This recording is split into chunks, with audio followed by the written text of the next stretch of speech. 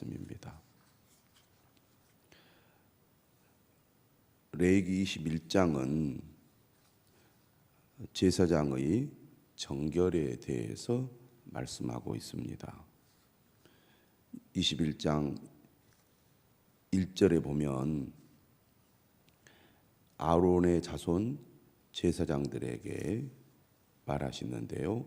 그의 백성 중에서 죽은 자를 만짐으로 말미암아 스스로를 더럽히지 말아야 한다. 이렇게 말씀하고 있습니다.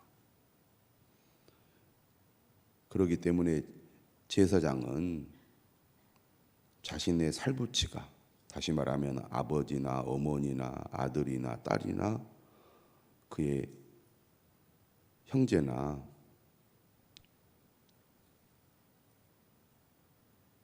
시신을 만져서는 안 된다고 말씀하고 있습니다. 가족이 죽었을 때 얼마나 슬프겠습니까? 당연하게 가족이 세상을 떠나면 만지게 되겠지요. 그런데 제사장은 그래서는 안 된다는 것입니다. 뭐라고 얘기를 하느냐? 6절에 보니까 그들의 하나님께 대하여 거룩하고 그들의 하나님의 이름을 욕되게 하지 말라고 말씀하고 있습니다. 이유는 그들은 여호와의 화제, 곧 그들의 하나님의 음식을 드리는 자이기 때문에 거룩해야 된다는 것입니다. 뿐만 아니라 결혼도 부정한 사람과는 결혼해서는 안 된다고 말합니다. 반드시 13절에 보면 처녀를 데려다가 아내를 삼아야 한다. 그러면서 7절에 뭐라고 얘기하느냐 하면 그가 여호와 하나님께 거룩함이니라. 이렇게 말씀하고 있습니다. 또 8절에 보면 너는 그를 거룩히 여기라. 여기서 너는 누굽니까? 모세를 가리키죠. 그는 누구죠? 제사장입니다. 너는 그를 거룩히 여기라.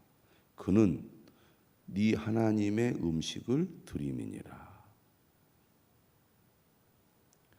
그러니까 모세를 포함한 이스라엘 백성들은 제사장을 거룩하게 여겨야 한다는 거죠. 왜냐하면 백성들을 위해서 하나님께 제사를 드리는, 제사를 바치는 사람이기 때문이라는 거죠. 그렇기 때문에 너는 그를 거룩히 여기라. 너희를 거룩하게 하는 나 여호와는 거룩함이니라. 다시 말하면 하나님을 가장 가까이에서 직접 만나는 직분을 받았기 때문에 그를 거룩하게 여기라는 거죠. 그 사람 자체가 특별한 것이 아닙니다. 그가 맡은 직분이 특별하기 때문에 그를 거룩히 여겨야 한다라는 말씀이죠.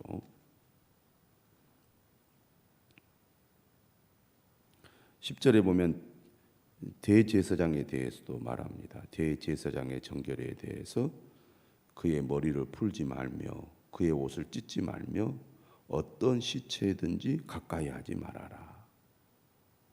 그의 부모로 말미암아서도 더러워지게 하지 말고 그 성소에서 나오지 말며 가족보다 장례, 부모의 장례보다 하나님의 성소를 섬기는 일이 더 중요하다는 거죠. 대제사장에게 있어서.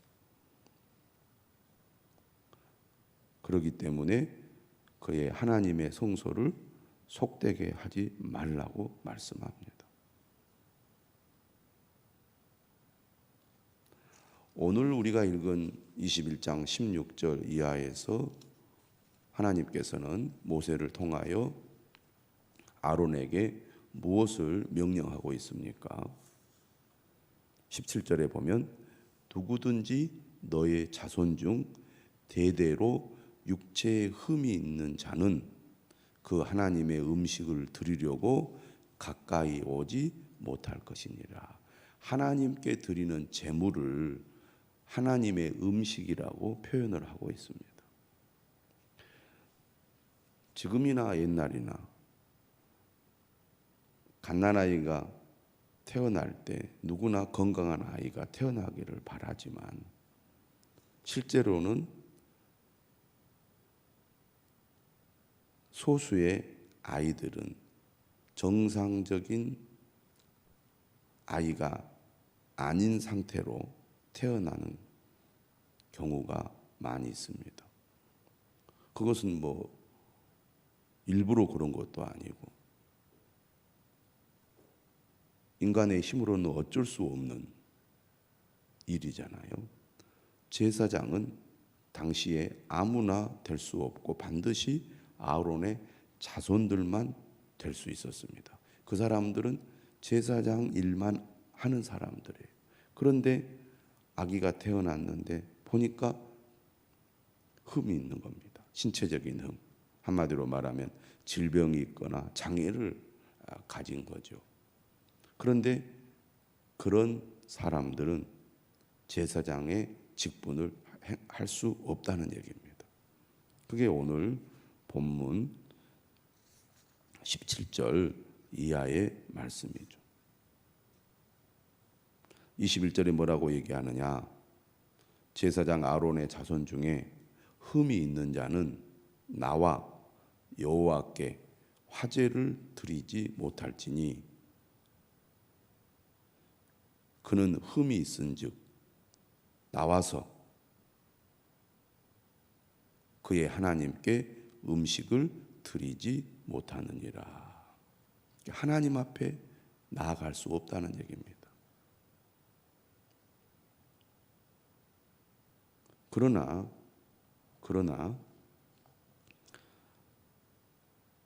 신체적인 흠이 있는 제사장 가문의 사람들이 일부러 그런 거 아니기 때문에 그러면 어떻게 해야 됩니까? 22절에 보면 하나님의 음식이 지성물이든지 성물이든지 먹을 수 있게 했습니다. 그들도 살아야 하고 먹어야 하잖아요. 제사장들이 먹는 지성물과 성물은 제사장만 먹을 수가 있습니다.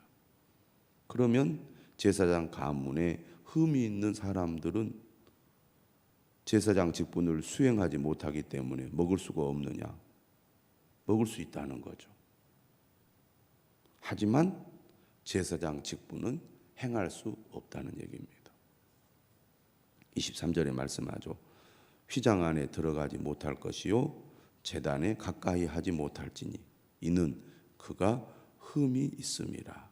이와 같이 그가 내 성소를 더럽히지 못할 것은 나는 그들을 거룩하게 하는 여호와임이니라. 이 말씀을 통하여 하나님은 어떤 분이신지를 매우 강조하고 있습니까? 하나님은 거룩하신 분이라는 겁니다. 흠이 있거나 더러운 자는 결코 하나님께 나아갈 수 없다는 얘기죠. 특별히 제사장 직분은 하나님께 가까이 나아가 하나님을 직접 대면하는 일을 하는 사람이기 때문에 더더욱 거룩함을 유지하지 않으면 안 된다는 얘기입니다. 제사장은 누구입니까? 하나님과 백성들 사이에서 중보자의 역할을 하는 사람입니다. 백성들을 대신하여 하나님께 제사를 드리는 사람이죠. 거룩하신 하나님 앞에 직접 서야 하는 사람입니다. 그런데 하나님은 어떤 분이신가요? 하나님은 지극히 거룩하신 분입니다. 19장 2절에서 하나님께서 뭐라고 말씀하셨습니까? 내가 거룩하기 때문에 이스라엘 백성들, 하나님의 언약 백성들도 거룩해야 된다고 말씀하지 않으셨습니까? 그런데 제사장은 더더욱 거룩함을 유지하는 것이 중요하다는 거죠. 왜? 날마다 하나님을 만나야 하는 사람이고 하나님 앞에 서야 하는 사람이기 때문입니다. 인간이 감히 거룩하신 하나님 앞에 더러운 상태로 정결하지 못한 상태로 설 수 없다는 겁니다. 갈 수 없다는 것입니다. 그것은 곧 거룩하신 하나님을 욕되게 하는 거라는 거죠. 22장 1절입니다. 모세에게 또 말씀하시죠. 아론과 그의 아들들에게 명령하십니다. 이스라엘 자손이 내게 드리는 그 성물에 대하여. 이스라엘 백성들이 하나님께 제사를 드릴 때 예물을 드리고 제물을 드립니다. 하나님께 드리는 예물과 제물은 하나님의 백성들이 일상생활 속에서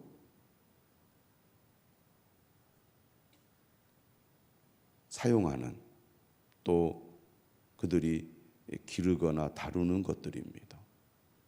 그런데 그것을 하나님 앞에 바치는 순간 그것은 성물이 됩니다. 다시 말하면 일반 세상에서 사용하는 것들과는 구별된 짐승이나 물건들이 되는 거죠. 그래서 성물이라고 합니다. 이것은 인간의 뜻대로, 인간 마음대로 함부로 다루거나 만지거나 해서는 안 된다는 얘기입니다. 왜냐하면 하나님께 바친 구별된 제물이고 물건이기 때문이죠. 그래서 그 성물은 스스로 구별하여 내 성호를 욕되게 함이 없게 하라. 성물을 함부로 다루게 되면 하나님의 거룩한 이름을 욕되게 한다는 거죠. 그렇기 때문에 제사장은 성물을 만지잖아요. 그리고 성물을 먹기도 합니다. 그런데 3절에 뭐라고 말하느냐면 누구든지 내 자손 중에 대대로 그의 몸이 부정하면서도 이스라엘 자손이 구별하여 여호와께 드리는 성물에 가까이 하는 자는 내 앞에서 끊어지리라. 그러니까 제사장이라 할지라도 부정한 상태에 있으면 성물에 가까이 해서는 안 된다는 겁니다. 4절에 보니까 나병 환자나 유출병 자는 정결하기 전에는 그 성물을 먹어서도 안 됩니다.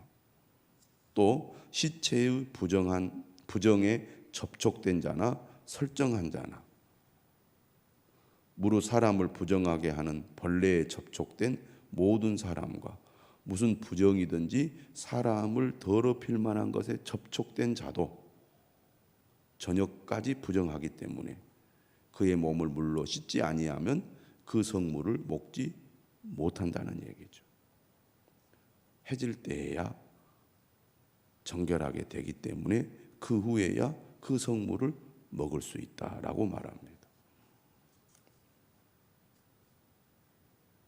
8절에 보니까 시체나 찢겨 죽은 짐승을 먹는 것도 자기를 더럽게 하는 것이기 때문에 부정하게 되고 그러한 제사장은 하나님 앞에 나아갈 수 없다는 거죠.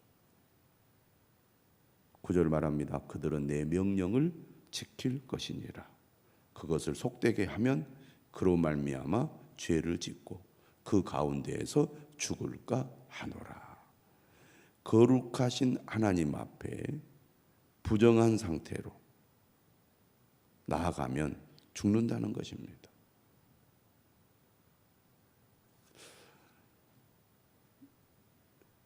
오늘 이 말씀을 통해서 우리는 무엇을 분명하게 알아야 합니까? 하나님은 거룩하신 분이라는 거죠. 인간이 부정한 상태로 더러운 상태로 하나님 앞에 갈 수가 없다는 것입니다.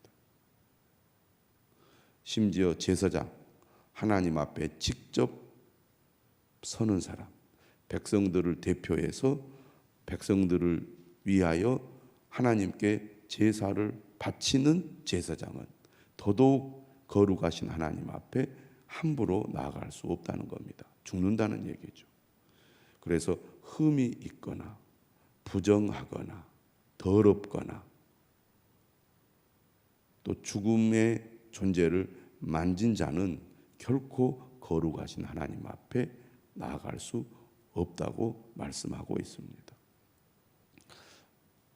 하나님은 이처럼 거룩하신 분이라는 거죠. 우리는 이렇게 거룩하신 하나님 앞에 감히 설 수 없는 연약한 존재입니다.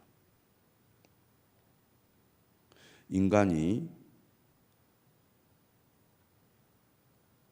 악한 세상 속에서 살아가게 되면 자신이 얼마나 하나님 앞에 더러운 죄인인지를 잘 인식하지 못할 때가 많습니다. 그러나 거룩하신 하나님 앞에 서게 될 때, 다시 말하면 거룩하신 하나님을 만나서 그분이 어떤 분이신지를 깨닫게 될 때, 내가 하나님 앞에 얼마나 더러운 죄인인지, 하나님 앞에 감히 나갈 수 없는 그러한 존재인지를 깨닫게 된다는 것입니다. 이 사실을 깨닫게 되면 우리는 하나님 앞에 두려울 수밖에 없죠. 감히 하나님 앞에 우리가 갈 수가 없구나. 인간은 죄를 가지고는 결코 하나님 앞에 갈 수 없습니다. 한마디로 말하면 하나님의 구원을 받을 수 없다는 것입니다.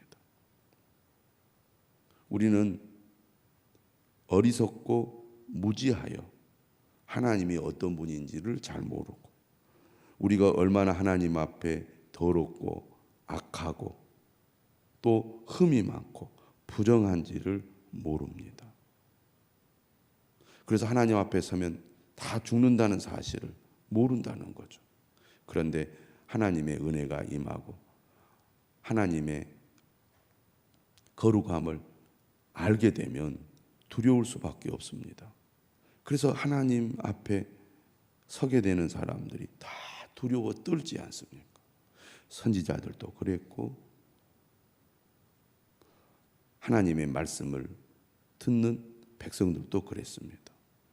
하나님을 그들이 가까이에서 만났을 때 다 두려워했습니다. 오늘 우리는 이러한 거룩하신 하나님 앞에 우리가 얼마나 흠이 많고 부정하며 더러운 존재인지를 다시 한번 알아야 되겠습니다. 하나님의 거룩함 앞에 우리는 무엇을 깨닫게 됩니까? 예수 그리스도가 아니면 결코 우리는 하나님 앞에 나아갈 수 없는 존재이구나. 예수 그리스도가 아니면 결코 하나님 앞에 의롭다함을 받을 수 없는 존재이구나 라는 것을 우리가 분명히 알아야 하겠습니다. 오늘 그리스도인들은 예수 그리스도로 말미암아 하나님의 거룩한 제사장으로 부름을 받았습니다. 베드로전서 2장 5절에 이렇게 말씀합니다. 너희도 예수 그리스도로 말미암아 하나님이 기쁘게 받으실 신령한 제사를 드릴 거룩한 제사장이 될지니라. 베드로전서 2장 9절도 유명한 구절이죠. 너희는 택하신 족속이요 왕 같은 제사장들이요. 오늘 우리는 예수 그리스도 때문에 하나님 앞에 나아갈 수 있는 특권을 얻었습니다. 하나님 앞에 제사장으로 부름을 받은 것입니다. 그렇다면 오늘 우리가 하나님 앞에 나아가는 자로서 예수 그리스도로 말미암아 거룩한 신분을 얻었는데, 그러한 거룩한 신분을 얻은 우리가 하나님 앞에 나아갈 때마다 어떠한 사람으로 나아가려고 힘을 써야 됩니까? 거룩한 자로 나아가도록 힘을 써야 한다는 것입니다. 이 악한 세상에 살면서도 우리가 하나님께서 주신 거룩한 제사장의 직분을 감당하려면 내 힘으로 안 됨을 우리는 절감해야 됩니다. 예수 그리스도의 그 은혜와 능력을 힘입지 않으면 거룩하신 하나님 앞에 설 수 없는 존재이구나.